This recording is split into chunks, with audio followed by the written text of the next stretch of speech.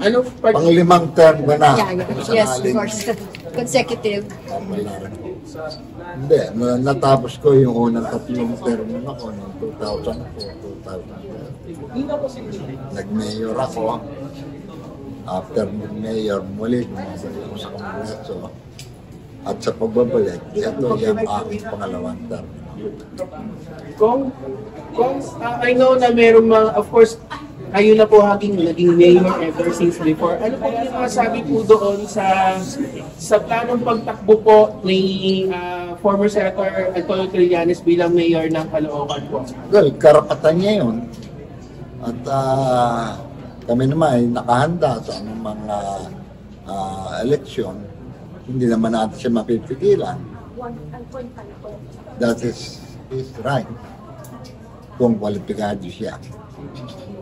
Pero ano po ang inyong ano po yung maging advantage po ng inyong grupo po ni Mayor Along Malapitan sa Caloocan?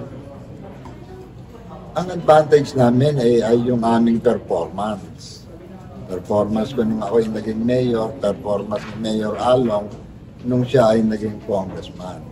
Kaya madaling-madali nung nakarang halalan ay nailipat sa aking anak ang pagiging mayor at naibalik rin ulit sa akin ang pagiging congressman.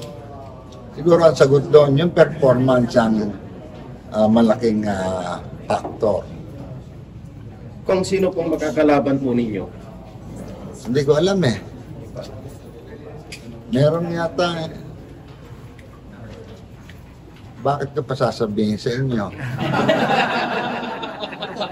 Kung mananalo ulit, ano po yung legislation na isusulong niyo ulit sa 20th Congress? Well, nakakonsentrate ako doon sa local bills namin.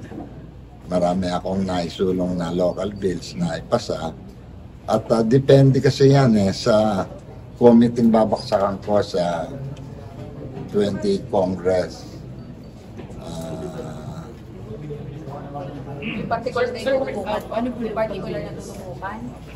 Anything about the welfare of the residents of Caloocan? Yun ang tinutukan ko kung ano pang mga kailangan namin sa Caloocan. Like, ano sir yung local Kagaya bill? ng additional trial court dun sa amin. Sir, question lang. Currently ba, kayo pa rin yung chairperson ng National Security?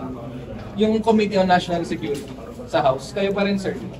At present, Sir. galing ko ng commission ng appointment. And then, may kahati ako ron. Sir, meron na bang Nagpalit discussion? kami ng chairman ng sa National Defense. Okay. Pero member pa rin po kayo ng committee, sir?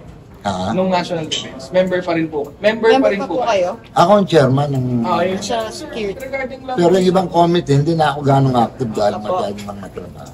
yung kay Alice Guo, sir, meron na bang discussions dun sa issue ng espionage? Hindi ako uma-attend kasi ron hindi ko nasubaybayan.